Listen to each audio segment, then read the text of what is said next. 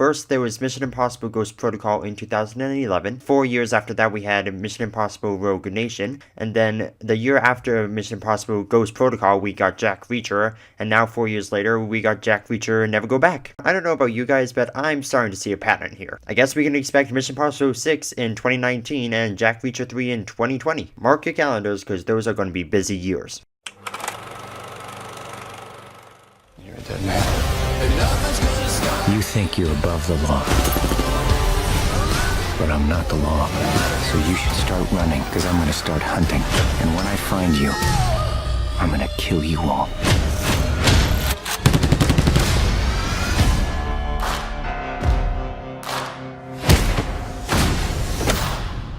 It's a haircut. All you guys go to the same barber?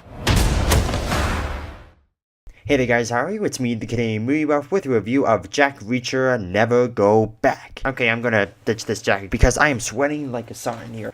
Get on out of here. So Jack Reacher Never Go Back is the sequel to the 2012 hit Jack Reacher. It's based on the 19th book in the Jack Reacher novel series, oddly enough titled Never Go Back. And this time, he finds himself in a military conspiracy after a major has been accused of espionage. Just to clarify for you, if you like the first movie, then you'll like this one. But if you didn't like the first movie, then it's best if you avoid it. But if you just want to see Tom Cruise beat the crap out of a bunch of people, then this is the movie for you. It's a great return for Tom Cruise as this particular character, and it delivers what you expect coming from a Tom Cruise action flick. Let's just face it, Tom Cruise is a generally cool guy. I mean, sure, his past has been quote-unquote controversial, but when he's on the silver screen, he is the definition of cool. He's got that leather jacket, he's got that attitude, he's got that suave, he's got everything that says, hey, I'm the hero of the story. Pay attention to me, cause I'm awesome.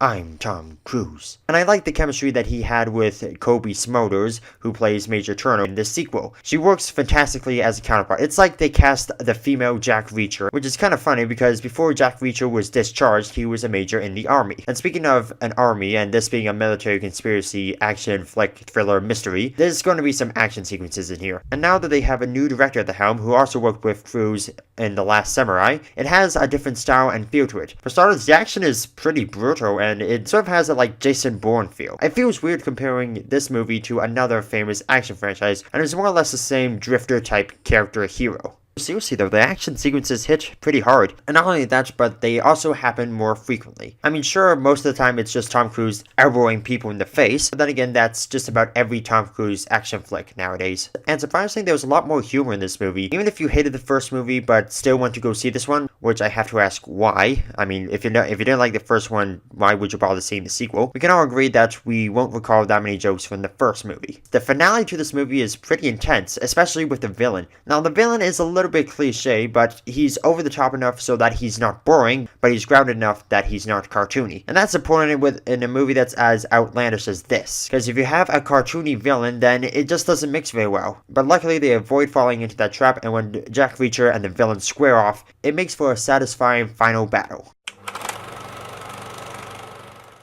As long as we're on the subject of villains, let's talk about the villain's boss. Because with every bad guy, you always got someone who's above their level. Even though we don't see a whole lot of him in the trailer, you can definitely tell that there's something going on behind the scenes. The problem is we only get 2 or 3 scenes with him, and then poof, that's it, he's done. It's kind of a letdown since the climax of this movie heavily revolves around this big overboss. And when the climax of your movie deals with a villain that's only been in for about 2 or 3 scenes, with a total of about 2 minutes of screen time, it makes the climax, ironically enough, anticlimactic. I actually started reading some of the books, and when I found out that Never Go Back was going to be the next installment, I figured, okay, I'll read it. Now, the first movie was based on the novel One Shot, which was a fairly standalone story. The events of that book are barely referenced in the following novel, so that implies that each story is its own standalone thing. Here's the problem though.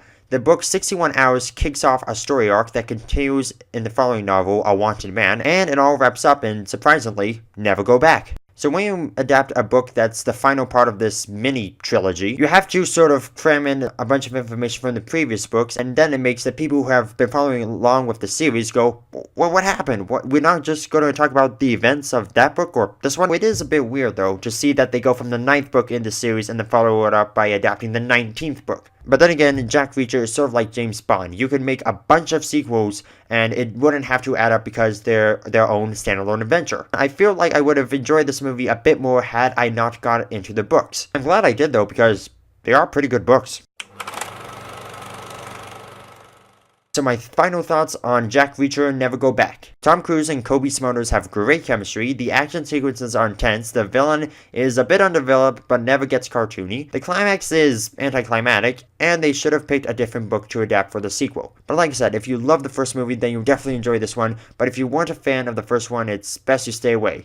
But if you're a Tom Cruise fan, then go nuts. All in all, I will say that Jack Reacher: Never Go Back is definitely worth seeing at least once in theaters. It's kind of funny that I say that because I didn't like the first Jack Reacher movie when I first saw it, but then after I got on Blu-ray and watched it a couple times, I was like, I actually kind of like it. Alright, so that's my review of Jack Reacher: Never Go Back. What did you think about it? Have you seen it? Do you follow along the books, or do you just watch the movies? Leave your answer by commenting down below, and as always, this is the Canadian Movie Buff saying I hope you have a fantastic weekend at the movies. See ya!